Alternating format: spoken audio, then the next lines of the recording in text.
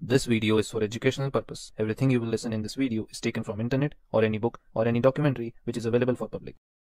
पैसा कमाने के लिए बहुत से लोग देश छोड़कर विदेशों में जा बसते हैं। कुछ लोग तो विदेशी कल्चर में ढल जाते हैं, पर वहीं कुछ लोग विदेशों में भी अपने देसी रंग को नहीं भूल पाते। पर कभी कभी परेशानी तब होती है जब इनके बच्चे जो विदेशी माहौल में ढले हुए होते हैं, लेकिन माँ बाप उन्हें अपने छोड़े हुए देश के रीति रिवाज, संस्कार और परंपराओं में बांधे रखना चाहते हैं, जिससे अक्सर मतभेद ही पैदा होते हैं। ऐसी ही है हमारी आज की कहानी, जहाँ कनाडा में बसे एक परिवार में नैतिकता और परंपराओं के नाम पर विवाद बढ़ते चले गए, जो एक भयानक अपराध के साथ खत्म हुए। यही नहीं, ये अपराध कनाडा के इतिहास में सबसे शर्मनाक और क्रूअल क्राइम के रूप में दर्ज भी हो गया।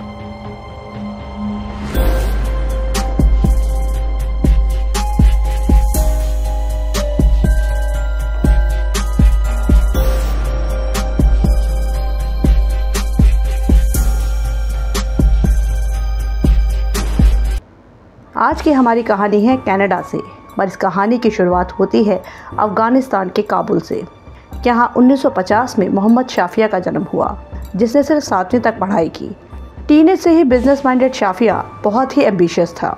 समय के साथ साथ एक छोटी सी इलेक्ट्रॉनिक शॉप को शाफिया ने अपनी काबिलियत से कई मिलियन डॉलर के इंपोर्ट एक्सपोर्ट के बिजनेस में बदल दिया।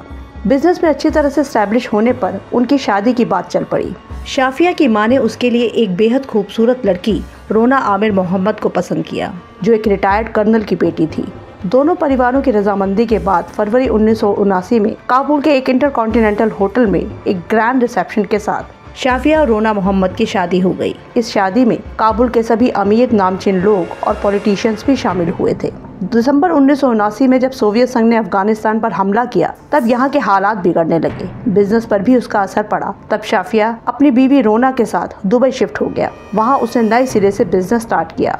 सेकेंड हैंड कार्स के बिजनेस से शुरू करने के बाद शाफिया ने प्रॉपर्टी और कंस्ट्रक्शन के काम में भी हाथ आजमाया। वहाँ भी उसने कामयाबी हासिल की। आमदनी इतनी बड़ी कि शाफिया का नाम अब दुबई के अरबपतियों में शामिल हो गया। वक्त बीत रहा था, पर अभी भी एक कमी शाफिया और रोना की जिंदगी में थी। दरअसल इनकी कोई औलाद नहीं थी। 10 साल बीत चुके थे। पिछले 10 सालों में शाफिया ने बहुत कोशिश की, कई डॉक्टर से मिले, यहाँ तक कि इलाज के लिए इन्होंने भारत की भी यात्रा की। यही सामने आया कि प्रॉब्लम रोना में है और वो कभी माँ नहीं बन सकती। 1989 का साल आ गया था। ये वही टाइम था जब 10 साल से अफगानिस्तान में चला आ रहा सिविल वॉर अब समाप्ति पर था। अफगानिस्तान में हालात सुधर रहे थे। शाफिया दुबई में काफी पैसा कमा चुका था। अफगानिस्तान में हालात ठीक होने पर वो अपनी पत्नी रोना अहमद के साथ काबुल लौट आया। काबुल वापस आने के बाद घर वालों और रिश्तेदारों ने शाफिया पर दूसरी शादी के लिए दबाव बनाना शुरू किया। हर तरफ से प्रेशर बढ़ने के बाद रोना को भी लगा कि यही ठीक होगा कि शाफिया दूसरी शादी कर ले। वैसे भी जिस सोसाइटी से ये दोनों आते थे,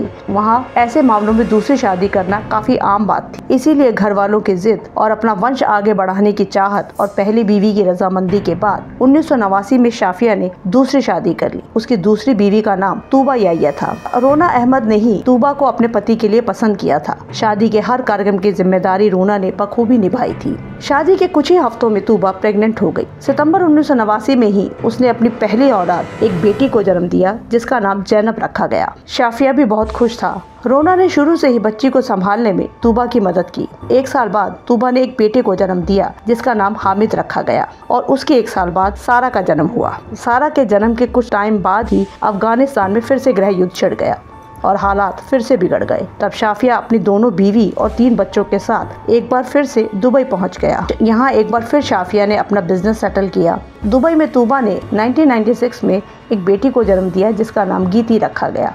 इसके बाद आने वाले समय में उसके 3 बच्चे और हुए, यानी कुल मिलाकर शाफिया और तूबा के 7 बच्चे हुए, जिसमें 5 बेटियाँ और 2 बेटे थे। सब कुछ अच्छे से चल रहा था, बिजनेस अच्छे से सेटल था, पर इन्हें अभी तक दुबई की सिटीजनशिप नहीं मिली थी। अफगानिस्तान में अब तक तालिबान की एंट्री हो चुकी थी और वहाँ हालात ठीक नहीं थे। वहाँ ये वापस नहीं जाना चाहते थे, पर अब शाफिया प्रॉपर घर बनाकर सुकून से कहीं बसना चाहता था, जहाँ की सिटीजनशिप इन्हें मिल सके। इन्होंने ऑस्ट्रेलिया, न्यूजीलैंड में भी ट्राई किया, पर बात नहीं बनी। इतने सालों में घर और शाफिया पर अब तूबा का कब्जा हो चुका था। आखिर उसने शाफिया को औलादे दी थी। धीरे धीरे शाफिया ने भी रोना से दूरी बना ली थी। रोना का अब सारा वक्त घर में बच्चों की देखभाल में ही बीत रहा था। 2007 में शाफिया को पता चला कि कनाडा ने क्यूबेक इमिग्रेंट इन्वेस्टर स्कीम शुरू की है, जहां विदेशी लोगों को कनाडा में इन्वेस्टमेंट के बदले नागरिकता मिल सकती है। शाफिया के लिए ये बहुत अच्छा मौका था। इसके लिए ज़रूरी $4 लाख की रकम तो उसने बहुत आसानी से जुटा ली थी, लेकिन 2 बीवियां कैनेडियन कानून में मान्य नहीं थी, इसलिए सभी डॉक्यूमेंट्स में उसने एक ही पत्नी तूबा और 7 बच्चों का ही जिक्र किया। सारी फॉर्मेलिटीज होने के बाद पूरा परिवार कनाडा के मॉन्ट्रियल में शिफ्ट हो गया। रोना अहमद को यूरोप में कुछ रिश्तेदारों के पास भेज दिया गया। कनाडा आने के कुछ ही महीनों में शाफिया ने $2 मिलियन का मॉल खरीदा, इंपोर्ट एक्सपोर्ट की फर्म खड़ी की। यहाँ पहुँचने के 6 महीने में ही रोना को भी कनाडा बुला लिया गया, पर क्योंकि शाफिया 2 पत्नी डिक्लेयर नहीं कर सकता था, इसीलिए डॉक्यूमेंट्स में रोना को तूबा की कज़न बताया गया, जो एक हाउस हेल्प के तौर पर टूरिस्ट वीज़ा पर कनाडा पहुंची थी। रोना के पास कोई और रास्ता नहीं था। वो इतने में ही खुश थी कि किसी तरह से वो पति और बच्चों के पास पहुंच जाएगी। यहाँ आकर उसने फिर से घर और बच्चों को संभालना शुरू कर दिया। मॉन्ट्रियल में ही शाफिया ने $9 लाख का एक महलनुमा आलीशान घर भी बनवाया, जिसमें परिवार के सभी 10 लोग ऐशो आराम से रह रहे थे। तूबा के सभी बच्चे रोना अहमद से बहुत अटैच थे। आखिर उसने ही उन्हें शुरू से माँ बनकर पाला था। देखते देखते 2 साल निकल गए। 2009 के जून के महीने में एक दिन अचानक शाफिया ने सबसे कहा कि हम समर हॉलिडेज पर जा रहे हैं, तैयारी करो, जिसमें हम नायग्रा फॉल भी देखने जाएंगे। घर में सभी खुश थे। शाफिया के पास पहले से एक सिल्वर रंग की लेक्सस SVU थी, लेकिन इस यात्रा से पहले उसने एक second hand black Nissan Sentra car खरीदी थी। 23 जून 2009 को अपने ट्रैवलिंग के सामान के साथ ये लोग मॉन्ट्रियल से निकल पड़े। आगे कई दिनों तक ये वैंकूवर, ओटावा और ओंटारियो में नियाग्रा फॉल के पास घूमते रहे। पूरा परिवार 2 अलग अलग गाड़ियों में बटा हुआ था। 29 जून को मॉन्ट्रियल वापसी के वक्त घर पहुंचने से पहले ये एक मोटल में भी रुके थे। कई घंटे आराम करने के बाद इन्होंने देर रात वहां से वापस घर आने के लिए चेकआउट किया। अगले दिन 30 जून की दोपहर 12 बजे के करीब शाफिया, तूबा और उनका बड़ा बेटा हामिद पुलिस हेडक्वार्टर पहुंचे। वहां पहुंचकर उन्होंने रिपोर्ट दर्ज करवाई कि रात में वापसी के वक्त से ही उनकी दूसरी ब्लैक निसान कार, जिसमें उनकी 3 बेटियां और तूबा की कज़न थी, उसका अता पता नहीं है। ये सभी गाड़ी के साथ ही लापता हैं। इस खबर से मॉन्ट्रियल पुलिस फौरन एक्शन में आई। आसपास के स्टेशन से चेक किया गया तो कुछ चौंकाने वाली खबरें मिली। पहली ये कि एक अलग पुलिस स्टेशन में सुबह ही शाफिया और फैमिली की तरफ से उनकी अपनी SUV के एक्सीडेंट की कंप्लेन लिखवाई गई थी। जब शाफिया से इस बारे में पूछा गया तो उसने कहा कि हाँ, आते वक्त हमारी कार एक पोल से टकरा गई थी। पुलिस ने घर जाकर चेक किया तो देखा कि SUV का आगे से बम्पर और एक हेडलाइट टूटी हुई थी, पर जो लोकेशन उन्होंने बताई थी वहाँ पर उन्हें कुछ खास नहीं मिला और ना ही कोई CCTV मिला।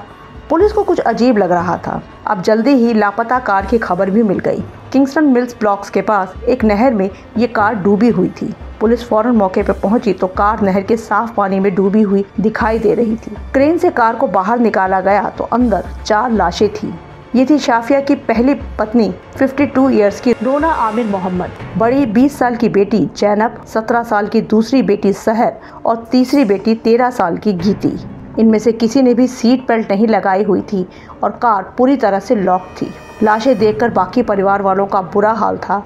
पुलिस ने लाशों को पोस्टमार्टम के लिए भिजवा दिया और अपनी जांच शुरू की। पहली नज़र में लग रहा था कि कार एक्सीडेंटली पानी में गिरी होगी और डूबने से इन चारों की मौत हुई थी।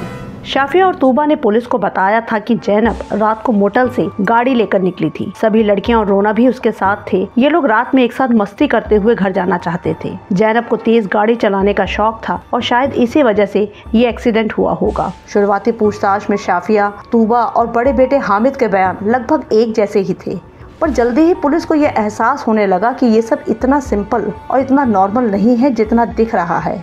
उनको कई बातें अजीब लग रही थी। पहला, शाफिया ने कहा कि गाड़ी जैनब चला रही थी, जबकि गाड़ी में जैनब पीछे की सीट पर मिली, ड्राइविंग सीट पर नहीं। शाफिया ने अपनी दूसरी कंप्लेन में जिस जगह SUV के एक्सीडेंट होने के बारे में पुलिस को बताया था, वहां पुलिस को किसी भी एक्सीडेंट के निशान नहीं मिले, ना ही कोई पोल डैमेज मिला। इसके अलावा जिस मोटल में रुकने की बात इन लोगों ने कही थी, वहाँ के मैनेजर ने पूछताछ में बताया कि सिर्फ 2 ही कमरे बुक कराए गए थे, वो भी 10 लोगों के लिए नहीं, 6 लोगों के लिए। इन्होंने पुलिस को बताया था कि जैनब सभी लड़कियों के साथ एक साथ कार में सवार होकर निकली थी, क्योंकि वो मस्ती करना चाहती थी। अब ये लोग पिछले 10 दिनों से छुट्टियां मनाने के बाद कितने घंटों का ट्रैवल करते हुए घर पहुंच रहे थे। तो घर पहुंचने से पहले देर रात इनका मस्ती के लिए निकलना, ये बयान बहुत ही अजीब था। पुलिस को एक आई विटनेस भी मिला जिसका कहना था कि उसने 29 जून की रात को नहर के पास एक साथ 2 गाड़ियां देखी थी। इसके अलावा पुलिस को ये भी अजीब लग रहा था कि रिपोर्ट लिखवाने के लिए ये ग्रीन मिनी वैन में आए थे, अपनी SUV में नहीं, जिसमें ये 10 दिनों से घूम रहे थे, वो भी आधा दिन बीतने के बाद, जबकि कार और लड़कियां रात से लापता थी। पुलिस ने घर के लोगों के फोन टैप किए, जिससे पता चला कि परिवार को असल में इन मौतों का कोई अफसोस नहीं था। शाफिया को कई बार अपनी बेटियों को गालियां देते हुए भी सुना गया। उधर कार की फॉरेंसिक रिपोर्ट और मरने वालों की पोस्टमार्टम रिपोर्ट भी आ गई। इसमें कार का पिछला हिस्सा डैमेज मिला, जैसे उस कार को पीछे से हिट किया गया हो। अब अगर कोई कार एक्सीडेंटली नहर में गिरती है तो उसे आगे से डैमेज होना चाहिए था, पीछे से नहीं। और उधर ऐसा ही सेम निशान शाफिया की SUV पर सामने की तरफ था, जैसे उसने किसी गाड़ी को पीछे से हिट किया हो। उधर पोस्टमार्टम रिपोर्ट में भी पाया गया कि सभी लेडीज डूबने से पहले बेहोशी की हालत में थी। उनके सिर पर पिछली तरफ भारी चीज से हिट करने के निशान थे। अब कहानी साफ थी कि ये एक्सीडेंट नहीं था, बल्कि साजिश के तहत उन चारों को पानी में डुबोया गया था।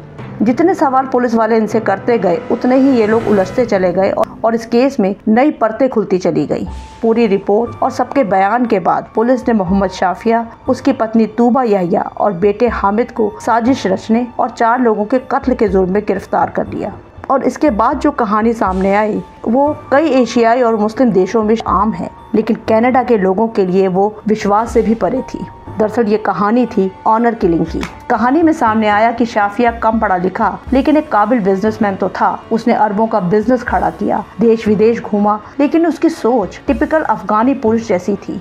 शादी के बाद उसका बर्ताव रोना के साथ एक डोमिनेटिंग मेल जैसा ही था। बच्चा ना होने पर वो रोना से बुरा बर्ताव करता था, उसे पीटता और गालियां भी देता था। उसके इसी व्यवहार से तंग आकर रोना ने उसे दूसरी शादी करने के लिए कह दिया। वो एक आदर्श बीवी की तरह सब कुछ सहती रही। दूसरी बीवी तूबा को भी रोना ने ही पसंद किया था, लेकिन तूबा शुरू में इस शादी से खुश नहीं थी, क्योंकि शादी के वक्त शाफिया उससे दुगनी उम्र का था और वो सिर्फ 17 साल की थी। अपनी शादी के लिए वो रोना को ही जिम्मेदार मानती थी। दूसरी बीवी से बच्चे होने के बाद शाफिया ने रोना से संबंध ही खत्म कर दिया था, जिसका फायदा तूबा उठाती थी। उसने पूरे घर के साथ साथ शाफिया पर भी कब्जा जमा लिया था। रोना का काम सिर्फ बच्चों और घर को संभालना रह गया था, पर वो खुशी खुशी सब कुछ कर रही थी, या कहें कि उसके पास कोई और रास्ता ही नहीं था। तूबा अपनी मर्जी से हर काम करती थी, गाड़ी चलाना, शॉपिंग करना, उसे हर तरह की आज़ादी थी। पर रोना को अपनी पसंद का कुछ भी करने, कहने या कहीं आने जाने तक की इजाज़त नहीं थी। बच्चे बड़े हो रहे थे और वो रोना से काफ़ी क्लोज भी थे, लेकिन बड़ा बेटा हामिद तो पिता के नक्शे कदम पर था। शाफिया चाहता था कि उसकी बेटियां पढ़े लिखें, पर उनका रहन सहन अफगानी तौर तरीके का ही हो। वो हिजाब पहने और अफगानी लड़कों से ही शादी करे। लेकिन बेटियों ने दुबई में ही वेस्टर्न कल्चर का स्वाद चख लिया था। वो वहाँ के अमेरिकी स्कूल में पढ़ती थी। दोस्त बनाना, फैशन करना, पार्टीज करना उन्हें पसंद था। कनाडा आकर तो ये सब और भी खुल गया, पर उतना ही शाफिया और तूबा की पाबंदियां बढ़ने लगी। कनाडा का आलीशान महल लड़कियों के लिए जैसे जेल बन गया था। बड़ा बेटा हामिद इसमें माँ बाप का साथ देता था। वो लड़कियों की जासूसी करता था। घर, स्कूल, कॉलेज में हर जगह उन पर नजर रखी जाती थी। लड़कियां वेस्टर्न कल्चर में ढलती जा रही थी, लेकिन पिता को ये सब बर्दाश्त नहीं था। इन बातों को लेकर जब भी घर में झगड़ा होता तो रोना लड़कियों का साथ देती कि टाइम बदल रहा है और सबको थोड़ी आज़ादी मिलनी चाहिए। तो इन बातों से शाफिया और भी नाराज़ हो जाता था। तूबा ने भी उसे भड़काना शुरू किया कि लड़कियों को बिगाड़ने में रोना का ही हाथ है, वो जानबूझकर लड़कियों को बिगाड़ रही है। पुलिस को घर की तलाशी में रोना मोहम्मद की एक डायरी भी मिली थी, जिसमें उसने घर के तालिबानी माहौल में अपनी और घर की लड़कियों की हालत बयां की थी। कुछ ही टाइम बाद शाफिया को पता चला कि 20 साल की जैनब का किसी पाकिस्तानी लड़के से अफेयर चल रहा है। जैनब एक बार अपने बॉयफ्रेंड वाहिद के साथ घर से भाग गई और उसने शादी कर ली, पर शाफिया ने 24 घंटे के अंदर ही इस शादी को कैंसिल करवा दिया।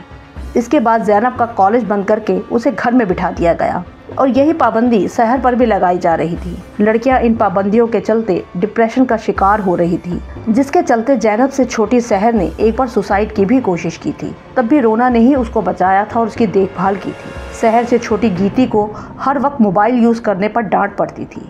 अपनी बड़ी बहनों की हालत देखकर वो भी थोड़ी सी जिद्दी और अड़ियल होती जा रही थी। शाफिया की तालिबानी सोच बढ़ती जा रही थी। हामिद से सारा के भी एक बॉयफ्रेंड के होने का पता चला जब हामिद ने सारा को अपने बॉयफ्रेंड से एक रेस्टोरेंट के अंदर गले मिलते हुए देखा था। उधर छोटी बेटी 13 साल की गीती भी बड़ी बहनों के नक्शे कदम पर चल रही थी। पियर्सिंग करवाना, मेकअप करना, वेस्टर्न कपड़े पहनना, ये सब शाफिया की बर्दाश्त से बाहर था। उसके गुस्से से घर में सभी डरते थे, बेटियां भी, पर अब वो इस घुटन से आज़ादी चाहती थी।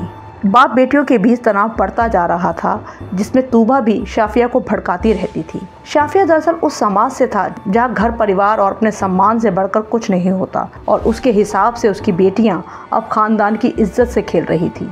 उसने कई बार अपनी बेटियों को वैश्या तक कहा। अपने इज्जत और सम्मान की खातिर अब उसने इन्हें रास्ते से हटाने का प्लान बनाया। इसने पूरे परिवार के साथ समर हॉलिडे का प्लान बनाया। पूरा परिवार 2 गाड़ियों में बटा हुआ था। अपनी यात्रा के दौरान इन्होंने गूगल पर भी कई जगहें सर्च की जहां ये अपने प्लान को अंजाम दे सके। अपने प्लान के तहत ही शाफिया ने तीनों बेटियों और रोना को एक साथ ब्लैक निसान कार में बिठाया, जिसे शाफिया ड्राइव कर रहा था। वापसी में इन्होंने एक जगह गाड़ी रोककर सोती हुई लड़कियों और रोना के सिर पर वार करके उन्हें बेहोश कर दिया।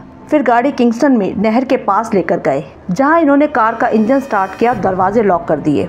लड़कियों की गाड़ी को नहर के किनारे पर खड़ा किया और फिर अपनी गाड़ी से निसान गाड़ी को जोरदार टक्कर मारी, जिससे कार नहर में गिर गई। ये वहां खड़े होकर कार के पूरा डूबने का इंतजार करते रहे और बेहोशी में ही रोना और उसकी 3 सौतेली बेटियों की पानी में डूबने से मौत हो गई। सब कुछ शांत होने के बाद ये लोग घर लौट आए।